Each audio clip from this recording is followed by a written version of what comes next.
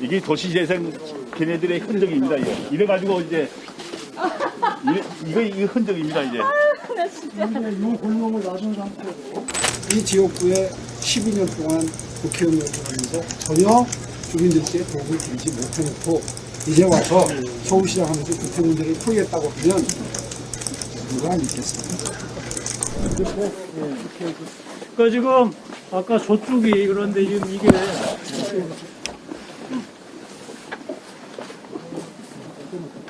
가만히 이렇게 하면 건물이 안 나오죠. 안 보이는데. 이만큼만, 눈에서 이렇게 딱. 후보님. 그 다음에 어떻게 서 우리가 이쪽으로 보시고 이쪽을 보셔야 돼. 이쪽을. 그러니까 저기를 돈을 들여가지고 일부 뭐 길을 좀 넓혔다는데 그 안쪽으로 만들어 오면 이렇게 무인지경이에요.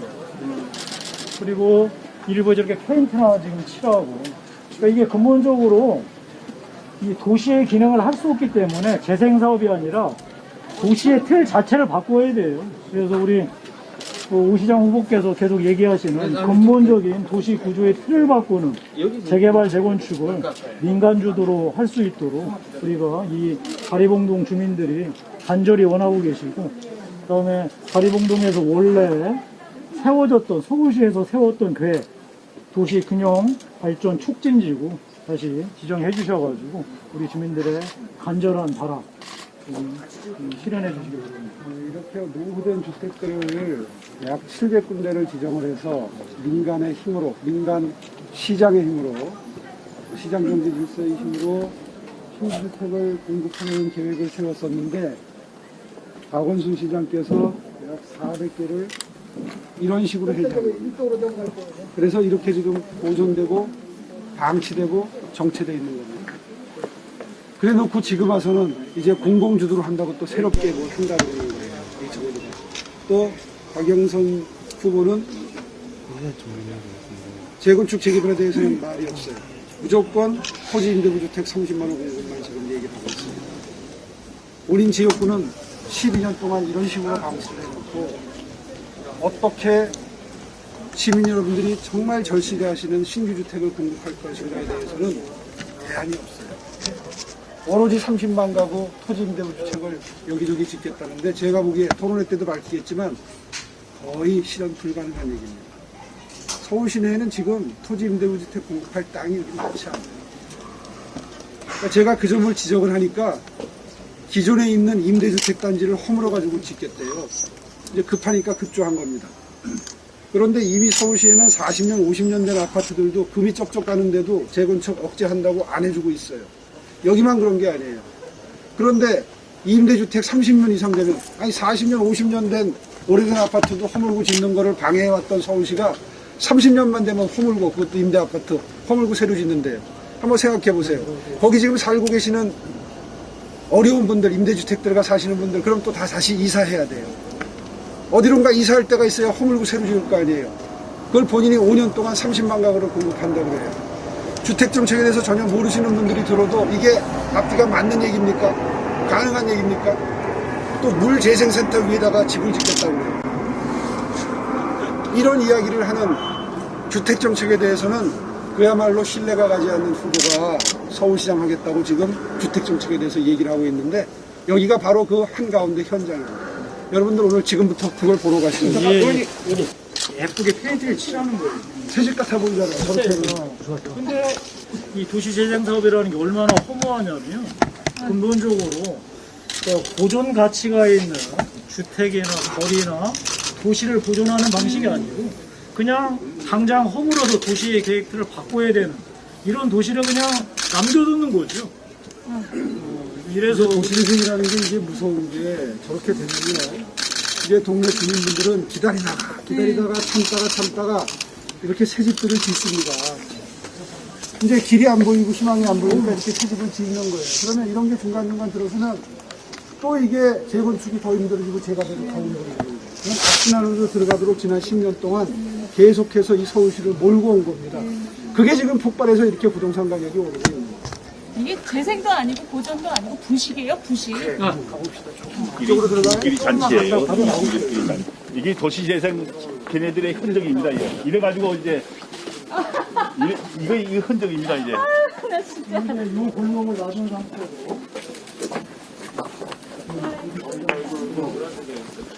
여기까지. 다리봉 가만히 있어. 이렇게 찍으면 이게 안 나니까 여기가 여기 쓰고 이렇게 해서 이렇게 얘기를 해야 하고 싶어요. 아니 근데 이제 이게 의미는 있을지 모르지만 이 골목을 놔두고서 여기에 이게 차량이 들어오겠네. 누가 알아가지고 차가 어떻게 들어가겠어요? 이게 차가 들어오면 세차할 것도 없고. 그렇죠. 이게 지금 여기 보면 다 이렇게 지금 페인트 칠을 새로 다 해요. 그러니까 우리가 도시재생 사업이라 그러면 페인트 칠하는 사업이라 그러면 그게 무슨 상징적인 무슨 표현인 줄로 받아들이시는데 그게 아니라 실제로 이렇게 수천억을 들여가지고 페인트 칠하고 다니는 거예요. 이렇게 하고 도시재생 사업 했다 이러는 거예요. 그러니까 지난 4년 동안 전국적으로 이거에 40조를 쓴 거예요. 지금. 정말 기가 막히죠. 이런 거 만들고 도시에 잡는다는 거. 이런 거, 뭐 어디 가면 그림이 그려져 있고요. 보셨죠? 예. 벽화 그리고 이런 게 지금 도시재생 사업이에요. 이 주민들의 주거 환경이 좋아졌다고 얘기할 수 있겠습니까? 이런 사업을 진작부터 시장 원리에도 차근차근 했으면 서울의 신주택이 25만 가구가 지난 10년 동안 공급이 될 수 있었던 물량이에요. 그러면 지금 이렇게 아파트 가격이 오르겠어요. 어제 이어서 비강남권 지역 그동안 지난 10년 동안 발전이 낙후된 지역 찾아뵙고 인사를 드리는 게 도리라고 생각했습니다. 지난 10년 동안 거의 아무런 변화를 찾아볼 수 없는 지역들 그런 지역들이 서울 시내에는 참 많습니다. 전임 시장께서 어떠한 변화든지 발전을 위한 변화를 토목이라고 부족하고 적대시했기 때문에 사실 그동안 변화가 많이 생길 수가 없었습니다. 오늘 이곳 찾은 곳도 바로 가리봉지역도 박영선 의원 전 박영선 후보님의 지역인데 보시는 것처럼 신규 주택이 거의 보유되지 않고 그리고 골목길에 그야말로 페인트 칠하고 골목길 장식하는 사업만 하는데 1,000억이 들어갔다는 동네입니다. 그런데 이곳 주민들의 목소리를 들어보면 신규 주택이 정부 예산이나 정부 정책에 의해서 공급된 건 거의 없다. 이런 피맺힌 절들을 하고 계십니다. 조교 환경 개선 사업이라고 하면 주택이 공급되는 사업이 아닙니다.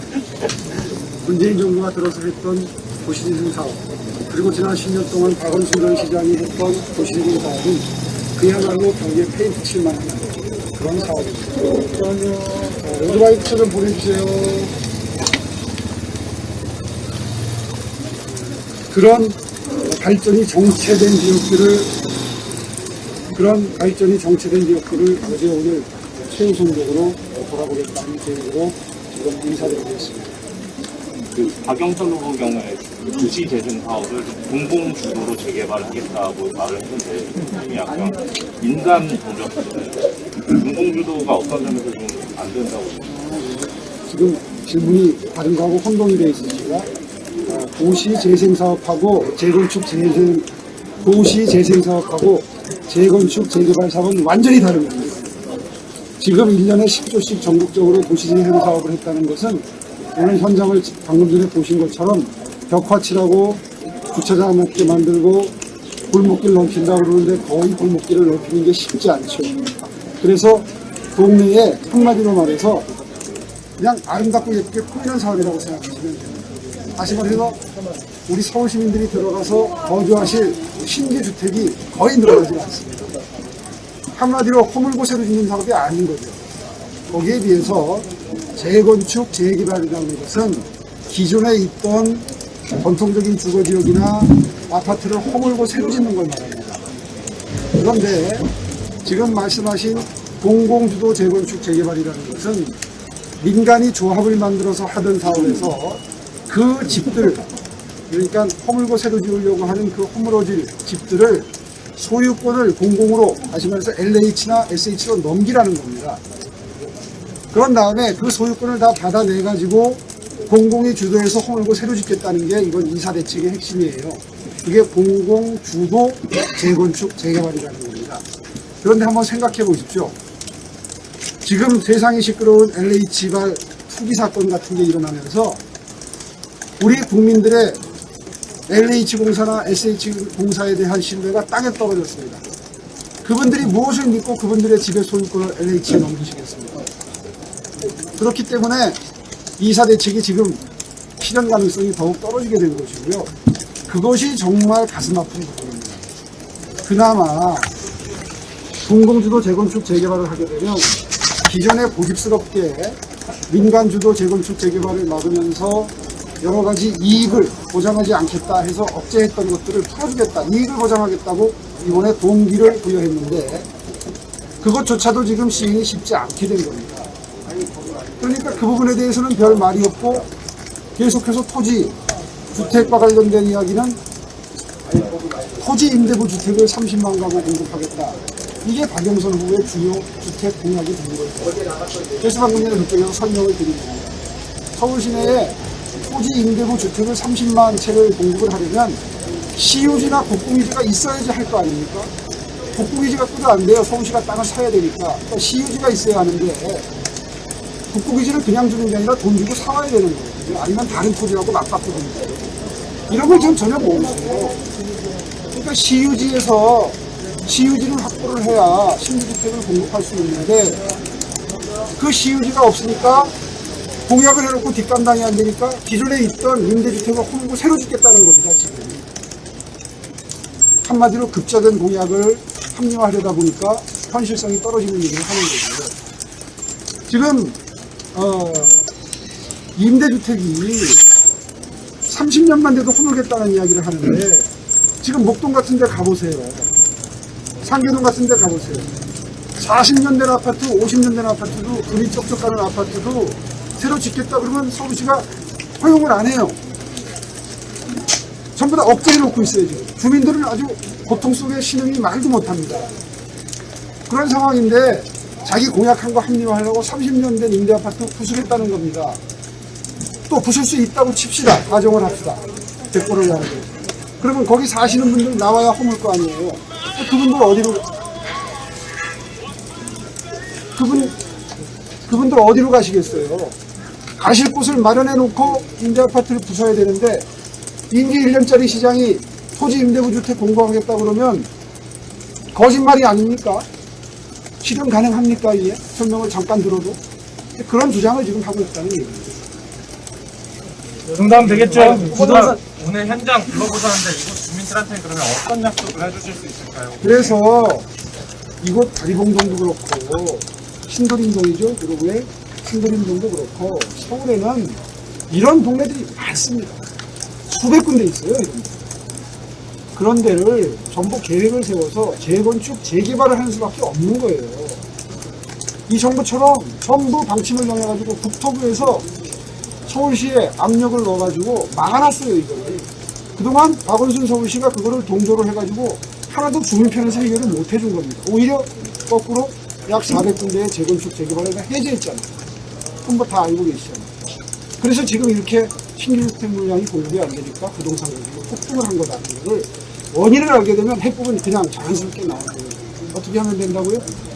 민간 주도의 재건축, 재개발 사업을 그냥 조합들이 할 수 있도록만 하면 됩니다. 특별히 뭐 도와드릴 것도 없어요. 뭐 초과이익 환수다, 안전진단 강화다 이렇게 제도적으로 못하게 방해하는 제도들만 잔뜩 만들어가지고 못하게 하지만 않아도 자동적으로 시장의 흐름에 의해서 굴러갈 수 있는 사업들이 많다 이거예요. 이 지역도 그런 식으로만 해줄 수 있으면 될 일을 본인이 이 지역구에 12년 동안 국회의원을 하면서 전혀 주민들께 도움을 드리지 못해놓고 이제 와서 서울시장 하면서 주택 문제를 풀겠다고 하면 누가 믿겠습니까? 예.